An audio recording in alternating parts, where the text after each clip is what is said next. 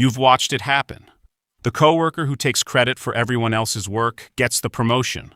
The person who lies the most confidently walks out of the room looking like a leader. The one who actually cares, who actually puts in the work, who actually tells the truth. They finish last. Again. And you're left standing there thinking, am I doing something wrong? Or is the world just broken? Here's what nobody wants to say out loud. It's not random. There's a psychological reason why certain people, the manipulative ones, the shameless ones, the ones who will do anything, keep winning. And once you understand it, you'll never see power the same way again. If this already feels uncomfortably familiar, subscribe, because this channel is where we say the things people are thinking but won't admit. Like this video. Comment below. Have you ever watched someone terrible get everything they wanted? And hit like so more people can find this. Now let's get into it. Here's the first thing you need to understand. There is a gap between what people are willing to do and what you are willing to do. And that gap is where bad people win. Most people have an internal wall, a line they won't cross. They won't lie to someone's face. They won't stab someone in the back. They won't manipulate a situation for personal gain because it feels wrong, because they have shame. Shame, believe it or not, is expensive. It slows you down. It makes you hesitate. It makes you go back and fix your mistakes.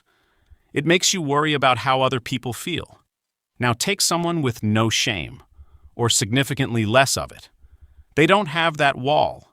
They move faster. They ask for things you'd never ask for. They say things you'd never say. They take credit, take space, take opportunities, without stopping to wonder if they should. Psychologists have a term for the extreme end of this, the Dark Triad. It refers to three personality traits that often travel together: narcissism, Machiavellianism, and psychopathy. People high in these traits are not wired the way most people are. They don't feel guilt the same way. They don't lose sleep over the damage they cause. They're playing the game without the weight that everyone else is carrying. And in environments that reward confidence, assertiveness, and results, they thrive. Here's where it gets uncomfortable. The human brain cannot easily tell the difference between someone who is genuinely confident and someone who simply has no shame. They look identical from the outside. When someone walks into a room and speaks like they belong there, no hesitation, no apology, no self-doubt. Other people's brains read that as authority. It doesn't matter whether that person actually deserves to be there. The brain doesn't check credentials. It reads signals. And shamelessness produces all the right signals. This is why liars often sound more convincing than honest people. The honest person pauses.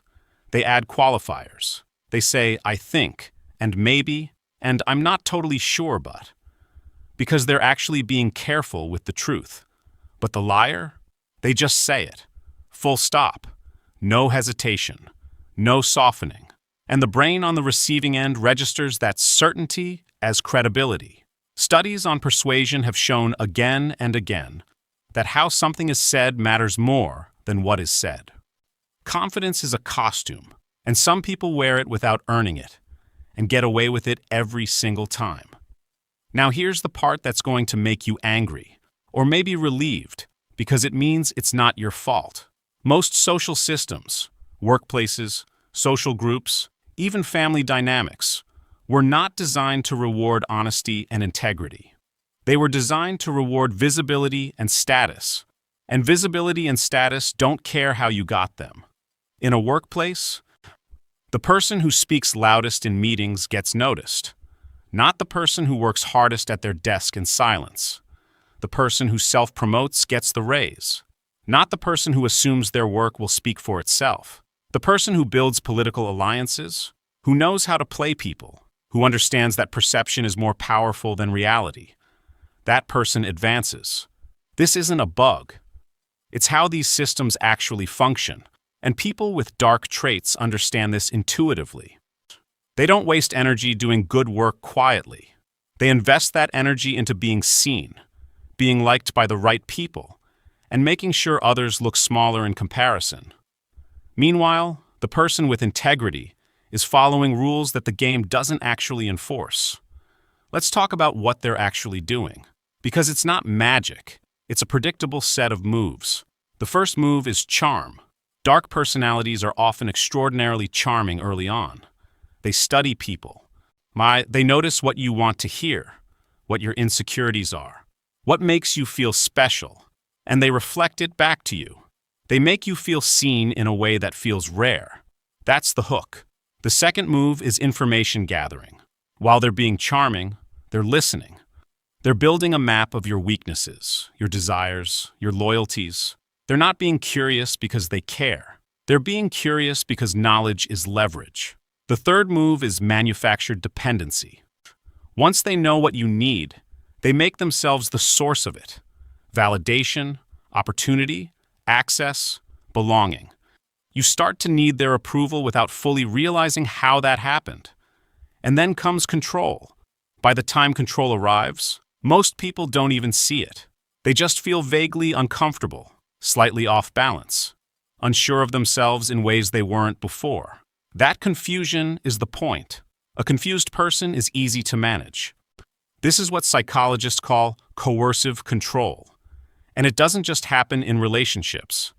It happens in offices, friend groups, and families. Everywhere people want something from each other. Here's the painful truth. Good people lose to this because they assume others are playing by the same rules they are. They extend trust before it's been earned. They explain themselves when they don't owe an explanation. They take blame to keep the peace. They shrink to make someone else comfortable. Psychologists call this agreeableness. And high agreeableness is a wonderful trait in a safe environment. In an unsafe environment, around someone who is willing to exploit it, it becomes a liability. The manipulator knows this.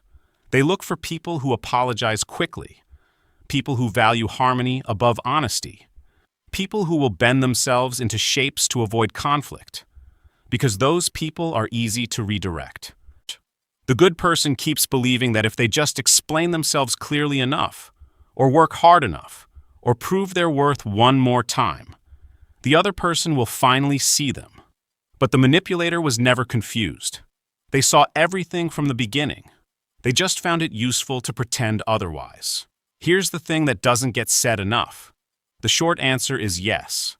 In the short term, dark personalities often win. They get the promotion, the reputation, the influence. They move quickly because they're carrying less weight. But the long game looks different. Research on people high in Dark Triad traits consistently shows a pattern. Their relationships collapse. Their alliances are built on fear or self-interest, which means the moment the power shifts, the loyalty disappears. They're often surrounded by people, but deeply isolated. They burn through trust so completely that eventually there is none left. The person with integrity builds slower. They move slower because they're actually thinking about people.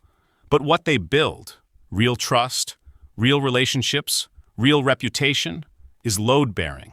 It holds weight. It lasts. The problem is that most of us are watching the first 5 minutes of a very long story and calling it the ending. Understanding this doesn't mean becoming them. It means being less naive about how the world works and smarter about how you operate inside it. Stop assuming everyone means what they say. Watch what people do over time, not what they claim in the moment. Charm is data, but it's not proof. Stop confusing agreeableness with kindness.